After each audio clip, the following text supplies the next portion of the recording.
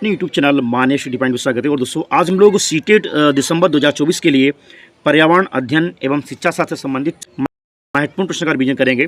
अगर दोस्तों आप हमारे चैनल पर पहली बार आए तो प्लीज़ उसको सब्सक्राइब कर लीजिए, जिससे हमारे आगे वीडियो को मिलते रहें। तो देखते हैं दोस्तों पहला प्रश्न दोस्तों है, निम्नलिखित में से सत्य कथन को चुनिए। तो पहला दोस्तों, हाथी गंदले पानी में खेलना पसंद करते हैं क्योंकि इससे इनके शरीर को ठंडक मिलती है। सेकंड, अधिकांश हाथी दिन में लगभग 10 घंटे आराम करना और सोना पसंद करते हैं। थर्ड, 3 महीने के हाथी के बच्चे का वजन लगभग 200 केजी होता है।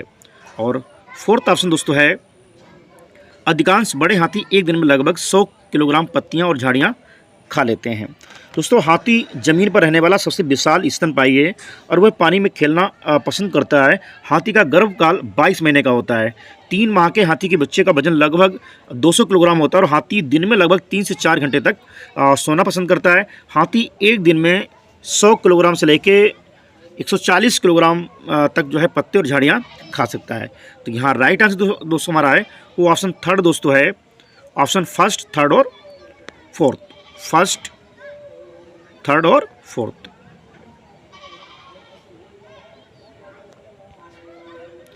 नेक्स्ट दोस्तों, मधुबनी चित्रकला के बारे में सही कथन को चुनिए। तो पहला दोस्तों, इन चित्रों को बनाने में नील, हल्दी, फूल, पेड़ों के रंग आदि का इस्तेमाल किया जाता है। बी ऑप्शन, इन चित्रों में इंसान, जानवर, पेड़, फूल, पंछी, मछलियां आदि दिखाए जाते हैं। सी है, ये लोक चित्रकला बहुत पुरानी है और इसका नाम मधुबनी नामक स्थान के नाम पर पड़ा। और डी दोस्तों, मधुबनी राजस्थान का अति प्रसिद्ध जिला है। दोस्तों मधुबनी या मिथिला पेंटिंग भारतीय चित्रकला की एक ऐसी शैली है, इसके चित्रों में इंसान, जानवर, पेड़, फूल, मछलियाँ आदि दिखाया जाता है और मधुबनी उत्तरी बिहार का एक प्रसिद्ध जिला है। तो यहाँ राइट आंसर दोस्तों ऑप्शन फोर्थ है दोस्तों है, A, B, C. Option A, B और सी हमारे ये सही हैं। बाकी मधुबनी राजस्थान का जिला नहीं है, ये बिहार का जिला है। तो ऑप्शन दोस्तों हमारा फोर्थ सही है, ए, बी, सी। अगला है, कोई पक्षी पेड़ की ऊंची डाल पर अपना घोंसला बनाता है, पक्षी कौन सा हो सकता है। दोस्तों शक्कर खोरा पर्स के आकार का पेड़ की पतली शाखाओं से निलंबित घोंसला बनाते हैं और कलचिड़ी दीवारों के छेद पेड़ के खोल में, जबकि फाख्ता निम्न ऊंचाई वाले पेड़ पर घोंसला बनाते हैं। कौवा पेड़ की ऊंची डाल पर घोंसला बनाता है। तो यहाँ राइट आंसर दोस्तों हमारा हो जाएगा, वो हो जाएगा ऑप्शन थर्ड, कौवा। नेक्स्ट दोस्तों काफ़ी इंपॉर्टेंट है, पोचमपल्ली एक गांव है और ये गांव एक विशेष प्रकार के कपड़े बुनाई के लिए प्रसिद्ध है और इसे भी पोचमपल्ली ही कहते हैं। ये गांव निम्नलिखित में से किस का भाग है। दोस्तों पोचमपल्ली आंध्र प्रदेश के नालकोंडा जिले में स्थित है और यहाँ की पोचमपल्ली साड़ी बहुत अधिक प्रसिद्ध है और ये कपड़े अपनी रंगाई की शैली व ज्यामिति प्रतिरूप के लिए जो है विश्व प्रसिद्ध हैं। तो यहाँ राइट आंसर दोस्तों हो जाएगा हमारा ऑप्शन थर्ड हो जाएगा, आंध्र प्रदेश। पोचमपल्ली गाँव दोस्तों ये आंध्र प्रदेश का एक गाँव है। और नेक्स्ट दोस्तों काफ़ी इंपॉर्टेंट दोस्तों है, कई बार पूछा गया है, रेगिस्तान ओक के बारे में सही कथन को चुनिए। तो पहला दोस्तों ये ऑस्ट्रेलिया में पाया जाता है।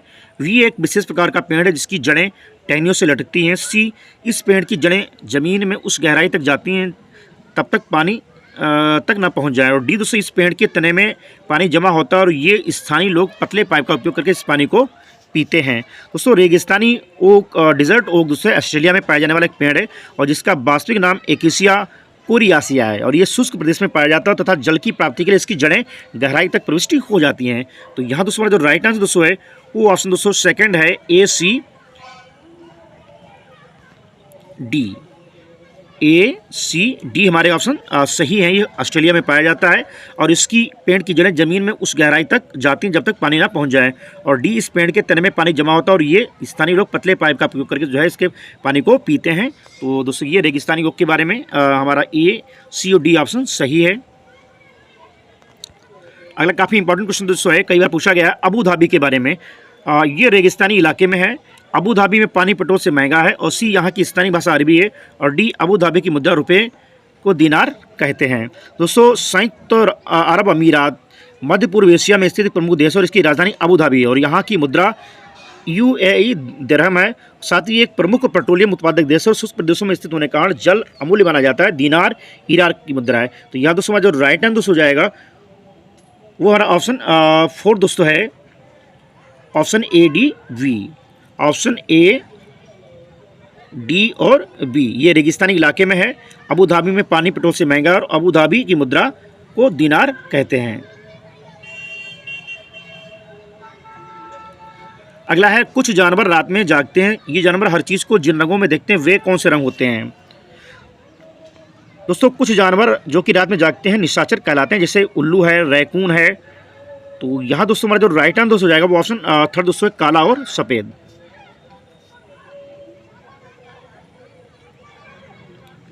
अगला दोस्तों है मृत सागर क्या है? एक ऐसा सागर जिसका पानी जहरीला होता है, एक ऐसा सागर जो सभी महासागरों व सागरों से ज़्यादा नमकीन है, ऐसा सागर जिसमें ज्वार भाटे की बहुत तीव्र गति से आते हैं, और ऐसा सागर जिसमें जहाज चलाना खतरनाक होता है।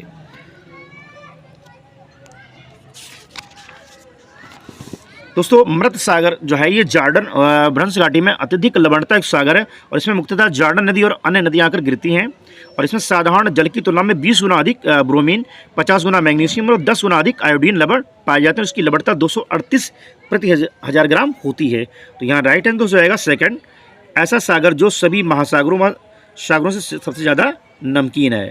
ये मृत सागर के बारे में है।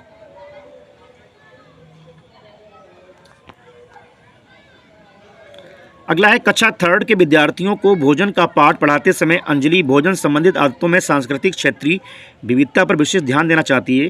नीचे दिए गए अधिगम अवसरों में किसके द्वारा विद्यार्थियों को वांछित जानकारी दी जा सकती है? तो पहले उससे विभिन्न क्षेत्रों संस्कृतियों के भोजन को दर्शाने वाले चार्ट का उपयोग और उसकी व्याख्या करना। सेकंड, विभिन्न क्षेत्रों संस्कृतियों और विद्यार्थियों में से उनके घरों में खाए जाने वाले भोजन मंगाकर प्रदर्शित करना और सहपाठियों से सूचनाओं का आदान प्रदान करना।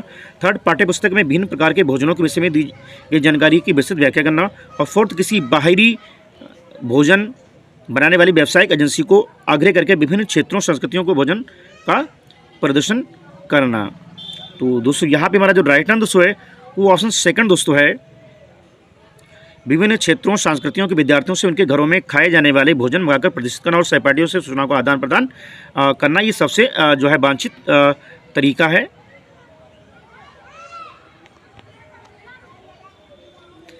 अगले दोस्तों कक्षा 5 के विद्यार्थियों को पर्यावरणीय चिंताओं के बारे में पढ़ाते समय प्रीति प्रदूषण पर अधिक बल देना चाहती है। वांछित उद्देश्य को प्राप्त करने के लिए नीचे दिए गए क्रियाकलापों में से कौन सर्वाधिक प्रभावी हो सकता है? तो पहले दोस्तों विद्यार्थियों से विभिन्न प्रकार के प्रदूषणों के चार्ट बनाकर। सेकंड, विद्यार्थियों को शैक्षणिक भ्रमण पर ले जाकर किसी प्रदूषित नदी को दिखाना। थर्ड, विद्यार्थियों से विभिन्न प्रकार के प्रदूषणों से संबंधित समूह परियोजनाओं पर कार्य करने के लिए कहना। और फोर्थ, किसी विशेषज्ञ को निमंत्रित करने वायु, जल और ध्वनि प्रदूषण भाषण देने के लिए। तो दोस्तों यहाँ पे हमारा जो राइट आंसर दोस्तों है वो ऑप्शन दोस्तों हमारा थर्ड है, विद्यार्थियों को विभिन्न प्रकार के प्रदूषणों से संबंधित समूह परियोजनाओं पर कार्य करने के लिए कहना। ये सबसे ज़्यादा जो है सही हो सकता है। देखिए कक्षा 5 के EVS के विषय में नीचे दी गई मूल्यांकन तकनीक का प्रयोग करती है। तो पहला, हस्तसिद्ध क्रियाकलापों का मूल्यांकन। सेकंड दोस्तों गृह कार्य का मूल्यांकन। थर्ड है परियोजना कार्य का मूल्यांकन। तो दोस्तों है मौखिक परीक्षा। नीचे दी गई तकनीकों में से कौन सा युगल अधिक वस्तुनिष्ठ मूल्यांकन दे सकता है? दोस्तों हस्त सिद्ध क्रियाकलापों का मूल्यांकन एवं मौखिक परीक्षा अधिक वस्तुनिष्ठ मूल्यांकन संभव बनाता है। और परियोजना कार्य व गृह कार्य मूल्यांकन में चूंकि द्विदिशीय संचार कम होता है एवं व्यक्तिनिष्ठता आ जाती है, अधिक वस्तुनिष्ठ नहीं बन पाता। तो यहाँ दोस्तों हमारा जो राइट आंसर दोस्तों है वो ऑप्शन सेकंड दोस्तों है, फर्स्ट और फोर्थ हमारा सही है।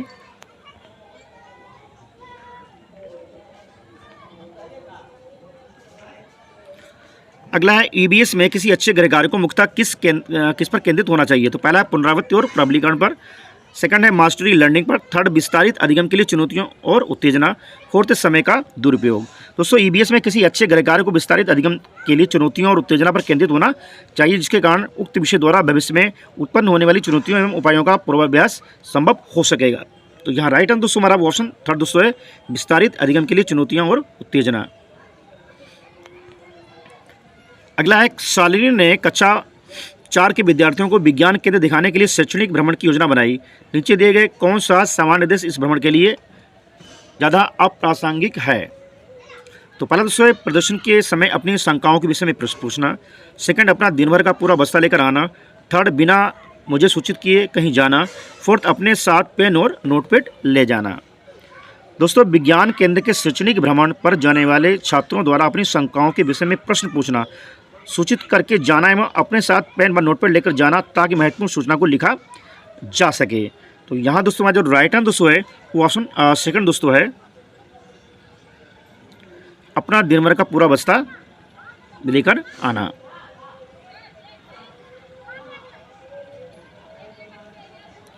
अगला है प्राथमिक स्तर की अच्छी ईवीएस पाठ्यचर्या में होना चाहिए। तो पहला दोस्तों पाठ के अंत में अधिक अभ्यास प्रश्न सम्मिलित करना। सेकंड, अपने आसपास को खोजने के अवसर प्रदान करना। थर्ड, संकल्पनाओं की विस्तृत व्याख्या पर अधिक एकाग्रता। और फोर्थ दोस्तों पदार्थों की यथार्थ परिभाषा पर अधिक बल देना।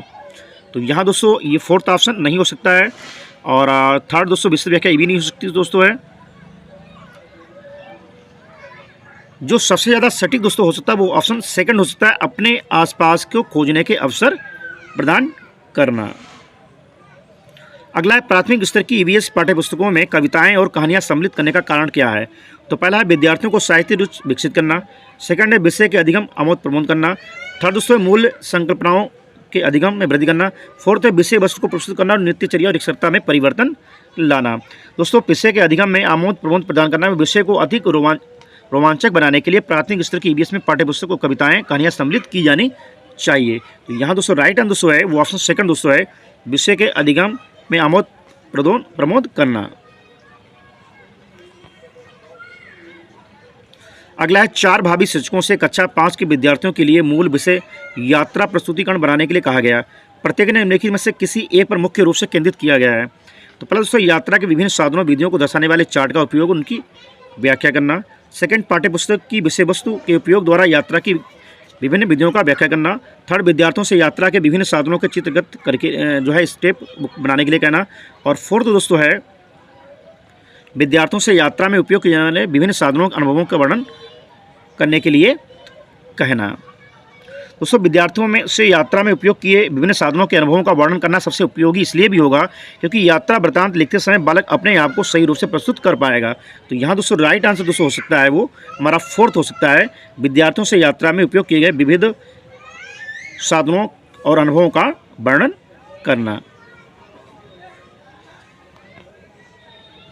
अगला कक्षा 5 की ईवीएस की पाठ्यपुस्तक के किसी पाठ में सोचिए और चर्चा कीजिए भाग से नीचे दिया गया कथन लिखा हुआ है। यदि आपके गांव अथवा शहर में एक सप्ताह तक पेट्रोल अथवा डीजल ना हो तो क्या होगा। इस कथन का मुख्य उद्देश्य क्या है। तो पहला दोस्तों है छात्रों को तेल के न्यायसंगत उपयोग के बारे में संवेदनशील बनाना। सेकंड, छात्रों को पेट्रोल और डीजल के स्रोतों के बारे में मूल्यांकन करना। थर्ड, वास्तविक जीवन की चिंताओं को समझने हेतु कल्पना और सोचने विचारने की कुशलता को बढ़ावा देना। फोर्थ, पेट्रोल और डीजल की कमी के बारे में जागृति उत्पन्न करना। दोस्तों यदि आपके गांव अथवा शहर में एक सप्ताह तक डीजल ना हो तो क्या होगा, ये कथन हमें वास्तविक जीवन की चिंताओं को समझने हेतु सोचने के लिए प्रेरित करता है। साथ ही ये बच्चों को किसी भी क्रियाकलाप के भविष्यगत प्रभावों के बारे में सोचने के लिए कुशल भी बनाता है। तो यहाँ राइट आंसर दोस्तों हमारा है ऑप्शन थर्ड, वास्तविक जीवन की चिंताओं को समझने हेतु कल्पना और सोचने विचारने पर कुशलता को बढ़ावा देना। अगले दोस्तों है ईवीएस की पढ़ाई में कक्षा में प्रश्नोत्तर तकनीक का सबसे अच्छा उपयोग किसके लिए किया जा सकता है। तो पहला है विद्यार्थियों का ध्यान आकर्षित करने के लिए। सेकंड, विद्यार्थियों में सीखने की जिज्ञासा उत्पन्न करने के लिए। थर्ड, प्रायोगिक कौशल को बढ़ावा देने के लिए। फोर्थ, कक्षा में अनुशासन बनाए रखने के लिए। दोस्तों ईवीएस की पढ़ाई में कक्षा में प्रश्नोत्तर तकनीक का सर्वोत्तम उपयोग शिक्षार्थियों में सीखने की जिज्ञासा उत्पन्न करने के लिए किया जा सकता है क्योंकि प्रश्नोत्तर तकनीक में द्विदिशीय संचार संभव होता है एवं उत्पन्न सभी जिज्ञासाओं का तुरंत समाधान किया जा सकता है। तो ऑप्शन हमारा यहाँ पे सेकंड दोस्तों सही है, शिक्षार्थियों में सीखने की जिज्ञासा उत्पन्न करने के लिए। अगला है प्राथमिक स्तर पर ईवीएस की पढ़ाई का एक प्रमुख उद्देश्य क्या है। तो पहला विषय की मूल संकल्पनाओं को गहन समझ विकसित करना। सेकंड, अगले स्तर के अध्ययन के लिए विद्यार्थियों को तैयार करना। थर्ड, कक्षा की पढ़ाई को शिक्षार्थी के विद्यालय से बाहर जीवन से संबंधित करने में सहायता करना। फोर्थ, स्वतंत्र रूप से सिद्ध क्रियाकलापों को करने के लिए कौशल अर्जित करना। दोस्तों कक्षा में की जाने वाली पढ़ाई को विद्यालय के बाहर के जीवन से संबंधित करके उसे जीवन के लिए व्यवहार बनाने के लिए प्राथमिक स्तर पर ईवीएस का अध्ययन करना बहुत ही आवश्यक होता है। तो दोस्तों ये थे पर्यावरण अध्ययन एवं शिक्षा शास्त्र से संबंधित 30 महत्वपूर्ण प्रश्न। अगर दोस्तों आपको हमारा वीडियो अच्छा लगा प्लीज़ वीडियो को लाइक कीजिए, शेयर कीजिए, चैनल को सब्सक्राइब कीजिए। मिलते हैं दोस्तों नेक्स्ट वीडियो में। Thank you.